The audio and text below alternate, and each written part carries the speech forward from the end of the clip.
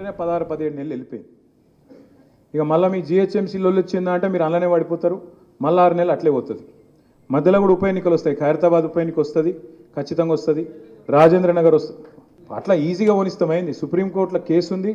తప్పకుండా రాజేంద్ర నగరు, షేర్లింగంపల్లి, చేవెళ్ళ, అట్లాగే ఖైరతాబాదు ఉప ఎన్నికలు కూడా వస్తాయి. అవి కూడా కొట్లాడదాం. ఈ సభ అయిపోయిన తెల్లారి నుంచో మర్నాడు నుంచో పార్టీ నుంచి ఒక మెసేజ్ మీ అందరికి వస్తుంది. మనం మెంబర్షిప్ డ్రైవ్ కొత్తగా తీసుకోబోతా ఉన్నాం. విద్యార్థుల్లో మెంబర్షిప్ చేద్దాం, అట్లాగే బయట కార్యకర్తల మెంబర్షిప్ చేద్దాం, డిజిటల్ మెంబర్షిప్ చేద్దాం. ఈసారి పుస్తకాలు ఉన్నాయి, యాప్ ఉంటుంది.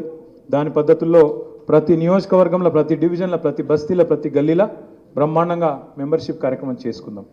మెంబర్షిప్ అయినాక మే నుంచి మొదలవుతుంది.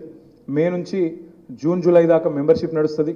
అటెన్క కమిటీలు వేసుకుంటాం. ఎక్కడెక్కడైతే అక్కడో ఇక్కడనో కొంతమంది కార్పొరేటర్లు పోయినరు, కొంతమంది ఎమ్మెల్యేలు పోయినరు. మరి ఆడ పార్టీ నిర్మాణం చేసుకోవాలి. ఎందుకంటే వ్యక్తుల చుట్టూ కాదు, మనం పటిష్టంగా వ్యవస్థ నిర్మాణం చేసుకోవాలి. కాబట్టి తప్పకుండా గట్టిగా కింది నుంచి బూత్ కమిటీ నుంచి మొదలు పెడితే, డివిజన్ కమిటీ నుంచి మొదలు పెడితే, మరి జిల్లా కమిటీ, రాష్ట్ర కమిటీ దాకా బ్రహ్మాండంగా పటిష్టంగా సెప్టెంబర్ లోపలనే, ఆగస్టు సెప్టెంబర్ లోపలనే నిర్మాణం చేసుకుంటాం. అక్టోబర్లో మన పార్టీ రాష్ట్ర అధ్యక్ష ఎంపిక ఉంటుంది. ఎవ్రీ 4 years మనకు పార్టీ, ఎందుకంటే కింది నుంచి కమిటీల నిర్మాణం అయినాకనే స్టేట్ ప్రెసిడెంట్ ఎలక్షన్ ఉంటుంది. అది అక్టోబర్లో ఉంటుంది. కాంగ్రెస్ వాళ్ళ సంగతి ఏంది, బీజేపీ వాళ్ళ సంగతి ఏంది, ప్రజలకు మనం ఏం చెప్పాలి, రేపు మళ్ళా అధికారం ఇస్తే మనం ఏం చేయాలనుకుంటున్నాం, ఇవన్నీ కూడా సావధానంగా మీ ఫీడ్బ్యాక్తోనే మంచి శిక్షణ కార్యక్రమాలు కూడా చేసుకుందాం. మరి కేంద్ర ప్రభుత్వం మీద ఆలోచన చేస్తూ ఉంది, డీలిమిటేషన్ చేయాలి.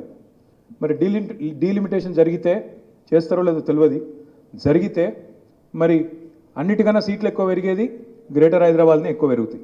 ఎమ్మెల్యే సీట్లు కానీ, ఎంపీ సీట్లు కానీ, ఎస్సీ ఎస్టీ సీట్లు కానీ అత్యధికంగా పెరిగేదే ఇక్కడ. ఇలా అందరికంటే పటిష్టంగా ఎవరున్నారు గ్రేటర్ హైదరాబాద్లో అంటే కళ్ళు మూసుకొని చెప్పొచ్చు. చిన్న పిల్లగాని అడిగినా చెప్తారు. కేసీఆర్ గారు మరి మన గులాబీ దండ ఏదైతున్నదో ఖచ్చితంగా ఇవాళ మనం కాంగ్రెస్ కంటే, బీజేపీ కంటే అగ్రభాగాన ఉన్నాం, బ్రహ్మాండంగా బాగా బలంగా ఉన్నాం.